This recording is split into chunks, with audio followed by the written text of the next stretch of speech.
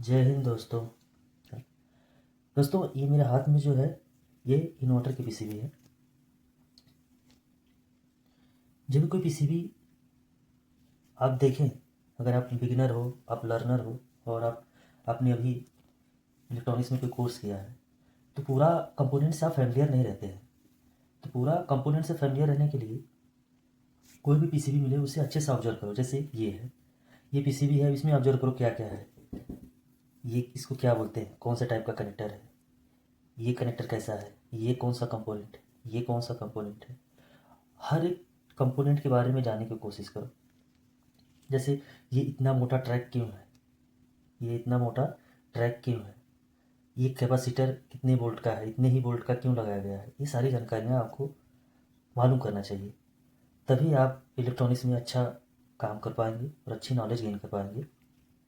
जैसे मैं ये देखो, मैं एक एक करके हर एक कंपोनेंट का नाम बता देता हूँ क्या क्या है इसमें, और फिर हम लोग इसका फंक्शन देखेंगे। आप ध्यान से देख रहे होंगे, ये छोटा वाली ऐसी, ये कितना है, 1 2 3 4, ये छोटी वाली आईसी लगी हुई है कितने,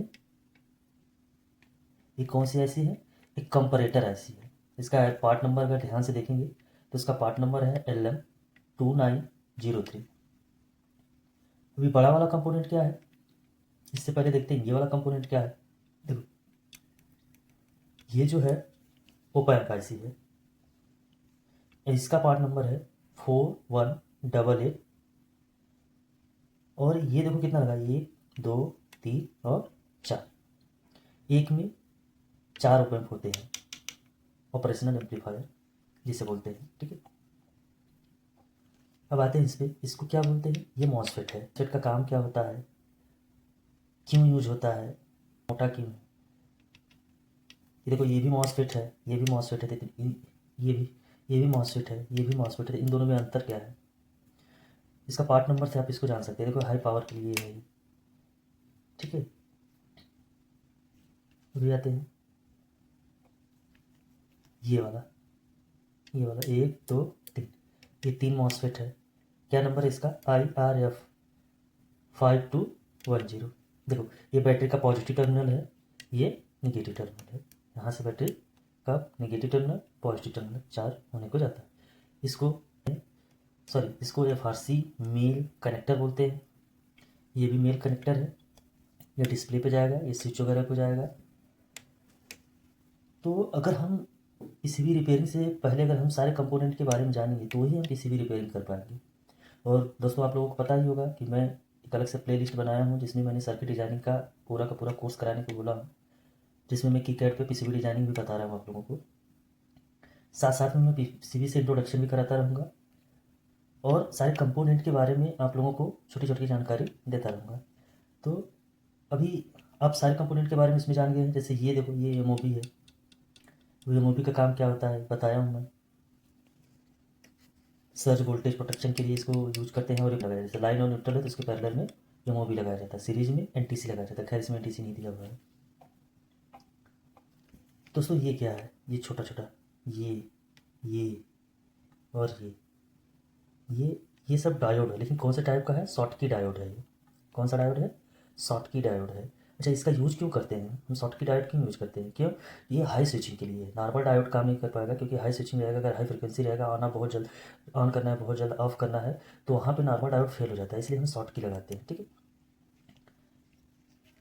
ये कनेक्टर है, इनपुट है, यहाँ से आउटपुट, ये कनेक्टर है हाई वोल्टेज के लिए। कंपोनेंट है, ये एसएमडी कंपोनेंट है। देखो, रजिस्टर है, ये कैपेसिटर है, ये डायोड है, ये डायोड है, ये टेंटेलम है,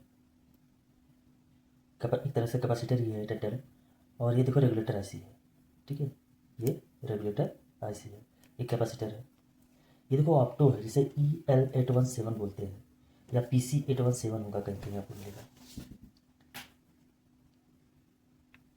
और देखिए दोस्तों, इस पे ये लिखा हुआ है, अगर किसी बोर्ड पे ऐसा लिखा हुआ है FCT, तो इसका मतलब था functional circuit board. Functional circuit board, इसका मतलब ये होता है कि जब ये बोर्ड दिया गया असेंबल के लिए, उससे पहले इसको टेस्ट किया गया और इसमें कोई डिफेक्ट नहीं है। ठीक है, और इसको असेंबल करने के बाद भी टेस्ट किया गया और इसमें कोई डिफेक्ट नहीं है। या पीसीबी इंश्योर करने के लिए लगाया जाता है। जब कहीं कहीं वीबीटी लिखा रहता है तो वीबीटी का फुल फॉर्म क्या होता है, देखते हैं कौन कमेंट करके हमें बताता है कि वीबीटी क्यों रहता है और उसका फुल फॉर्म क्या होता है। वीबीटी लिखा होगा, ठीक है। अब देखते हैं कितनी वोल्ट का है ये, इसका वैल्यू देख लेते हैं। अगर ध्यान से देखेंगे तो इसका वैल्यू ये रहा, ये रहा इसका वैल्यू 100 वोल्ट 220 माइक्रोफैराड।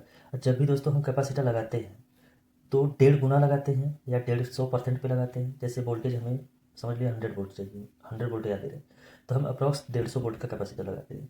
तो उसी हिसाब से आप इस कैपेसिटर को देख के अंदाजा कि कितना वोल्ट इसके क्रॉस जा रहा होगा।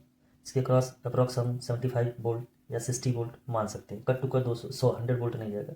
अगर 100 वोल्ट देंगे पीक वोल्टेज जाएगा तो कैपेसिटर फट जाएगा, ठीक है। इसीलिए हम जितना वोल्टेज रहता है उसका 1.5 गुना या 2 गुना वैल्यू का हम कैपेसिटर यूज करते हैं। तो कैपेसिटर देख के भी हम एक अंदाज़ा लगा सकते हैं, अच्छा यहाँ पे इतनी वोल्टेज तक आ सकता है या इतना वोल्टेज हो सकता है, ठीक है।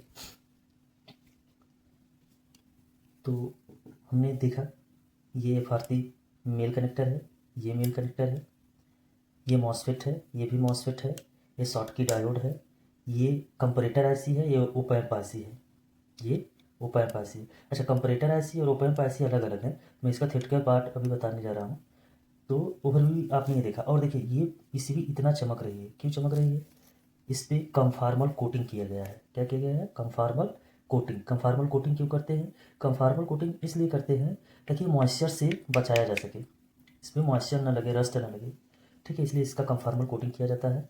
कंफार्मल कोटिंग करने से कई लाभ होते हैं, लेकिन मेनली यही है कि हम मॉइस्चर से बचाते हैं, इसलिए हम कंफार्मल कोटिंग करते हैं।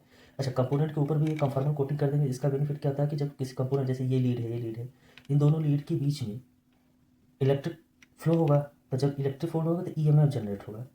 और जब हम कंफार्मल कोटिंग हम कर देते हैं तो वो कुछ माइक्रोन का पीसीबी सॉरी प्लास्टिक का लेयर आ जाता है, जैसे लेमिनेशन होता है ना, वैसे कवर हो जाता है। तो एज ए इंसुलेटर की तरह बिहेव करता है, ठीक है। तो उसका बेनिफिट ये भी रहता है। और दोस्तों देखो, मैं आप लोगों को एज कटिंग में, जब सर्किट डिजाइनिंग का आप मेरा पिछला वीडियो देखेंगे तो उसमें मैं बताया हूँ कि एज कट किया जाता है। कंपोनेंट अगर हाई पावर का कंपोनेंट लगा रहे हैं तो हम ये कटिंग पीसीबी में करते हैं। क्यों करते हैं, क्योंकि ईएमएफ जो है, जो इस कंपोनेंट से, जो इस डिवाइस से ईएमएफ जनरेट हो, वो दूसरे को ओवरलैप ना करे, इसलिए एयर गैप बना देते हैं और ये इंसुलेट की तरह बिहेव करता है, ठीक है। और यहाँ दूसरा बेनिफिट ये भी है कि यहाँ पे हीट सिंक। तो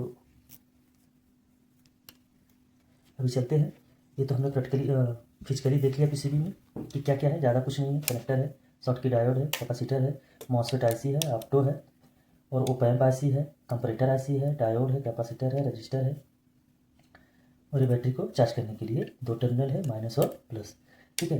दोस्तों अगर आप लोग हर एक कंपोनेंट के बारे में जान जाएंगे तो बहुत इजीली पता कर पाएंगे कि नहीं, हाँ हमारा वोल्ट ये बैटरी क्यों नहीं चार्ज हो रहा। सपोज दैट ये इन्वर्टर का पीसीबी है और इसमें प्रॉब्लम आ रहा है कि बैटरी चार्ज ही नहीं कर रहा है।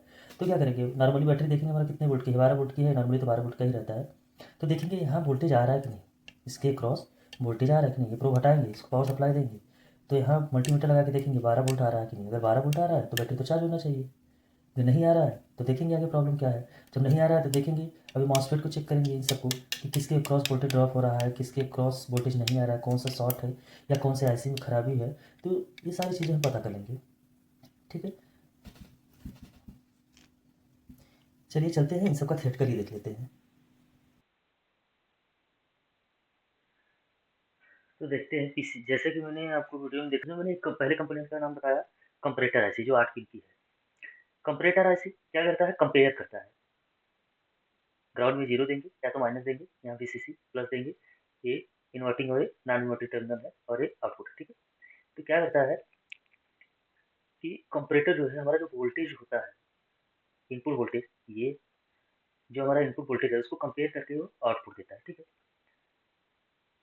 ये काम कंपरेटर का है और ये ओपैम्प से थोड़ा सा अलग है, ठीक है। और ये ओपैम्प क्या करता है, हमारा ऑपरेशनल एम्पलीफायर है। ये जो है वोल्टेज को एम्पलीफाई करके देता है, ठीक है। लो वोल्टेज रहता है, उसको वोल्टेज को एम्पलीफाई करके देगा। इसका नंबर क्या था, OPA 4188। तीसरा कंपोनेंट था हमारा क्या था, मॉसफेट। ये है हमारा मॉसफेट, ठीक है। चौथा कंपोनेंट भी हमारा मॉसफेट ही था, जिसका नंबर था IRF 5210। देखो ये देखने में दोनों कितने अलग है, देखो ये और ये हाई पावर है, ये लो पावर है, ठीक है। देखो मॉसफेट में भी एन चैनल और पी चैनल होता है, ठीक है। तीसरा कंपोनेंट हमारा था शॉटकी डायोड। ये देखो जो इसमें इस पीसीबी में शॉटकी डायोड यूज हुआ है वो 5 एम्पियर सरफेस माउंटेन शॉटकी है, बैरियर रेक्टिफायर के लिए यूज हुआ है। देखिए ये शॉटकी नॉर्मल डायोड से कैसे डिफरेंस रहता है, ये देखो नॉर्मल डायोड में पी टाइप एन टाइप रहता है, लेकिन इसमें एन टाइप और सिलिकॉन मटेरियल रहता है और यहाँ पे मेटल रहता है, इसीलिए फास्ट स्विचिंग के लिए यूज करते हैं। अगर ये यहाँ पे पी नॉर्मल डायोड रहता है, फास्ट स्विचिंग होगा तो जल जाता है, इसीलिए हम शॉटकी डायोड यूज करते हैं, ठीक है। हाई स्विचिंग, हाई फ्रिक्वेंसी है फास्ट ऑन ऑफ के लिए।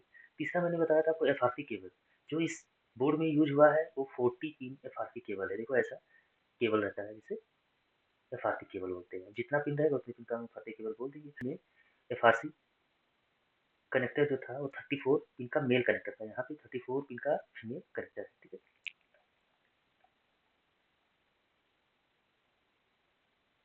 अगले वीडियो में बताऊंगा कि इसका रिपेयरिंग कैसे किया जाता है। अगर आप लोगों को मेरा वीडियो पसंद आए तो मेरे चैनल को सब्सक्राइब करिए, लाइक करिए, कमेंट करना ना भूलिए। अगर कोई डाउट हो इसमें तो आप पूछ सकते हैं।